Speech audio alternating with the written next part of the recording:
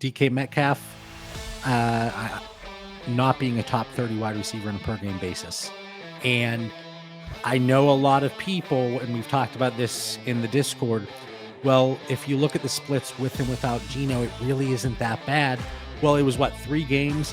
One of them, he was off the charts, and the other 2 kind of lackluster. Here's the thing with DK Metcalf. Looking at the position, let's say, like you hear wide receiver 30 for a guy like DK Metcalf, and you're like, oh, if he finishes wide receiver 30, that's awful. That's still 13 and a half points per game. So yeah, you're going to have some of those spike weeks. You're going to have some of those weeks that are, like I said, lackluster, but really it is that minimal difference. And Mitch, I know you're snickering over that. I'm not quite sure why, but I think this is going to present an amazing opportunity to acquire DK Metcalf. And Mitch and I actually just did a swap, and I think it was more of an experiment type thing for Mitch. He said, hey, I'm going out. I'm going to try to make this. And it kind of worked out. We swapped DK Metcalf and DJ Moore. And I have them in the same tier. I think the range of outcomes in 2022 specifically is that gap between ceiling and floor is smaller for DJ Moore. And it's more drastic for DK Metcalf. But we all know how these guys in the values are going to change. Geno Smith and Drew Lock aren't going to be the quarterbacks there in 2023. So, well, I mean, we hope, we think. They better not be. This is a good one. Is this the one hot take you did not delete by any chance? Because I like this. I still have my other one too, which is kind of interesting.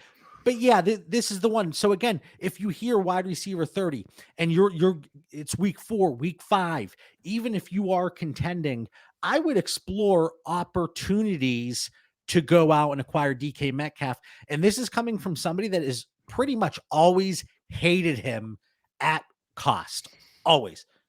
But now I think we're starting to see that shift a little bit. And if he's getting you 13 points per game, that's not, oh my God, yeah, like that. Let's go. I'm so excited. It's just kind of But it's a hot take because, like, even though I will not draft him here, I just refuse to adjust my spreadsheet to not have DK Metcalf outside the top 12. Like, I just know he's an elite receiver, but he's with Geno or Locke. It doesn't matter. Seattle's team is just terrible, I think. I'm greatly concerned about that. And when you say top 30 and I go look down in my rankings, when you get to that, pushing that 30 range, they're my guys that can have breakout seasons. Like, I think they're gonna have good seasons, like the Rashad Batemans, the Brandon Ayuks, the Elijah Moores. Like, they're exciting guys that I want to draft. So you're pushing Metcalf down to that tier that's questionable. I could see him slide in there, but I hate to think about it because he's such a great player. I'm seeing these trades that our guys are dropping in the chat. AJ got Metcalf in a third for Dobbins in a second earlier in the offseason. I love that. I think that's a safe play. Yeah. It's a low risk play because even if Metcalf, let's say Metcalf goes out and he's wide receiver 48 on a per game basis, he's going to have that excuse, right? And then if they get Young or Stroud next year, or maybe something happens with a vet, he's going to have that excuse. So it's almost as if this season didn't even happen then.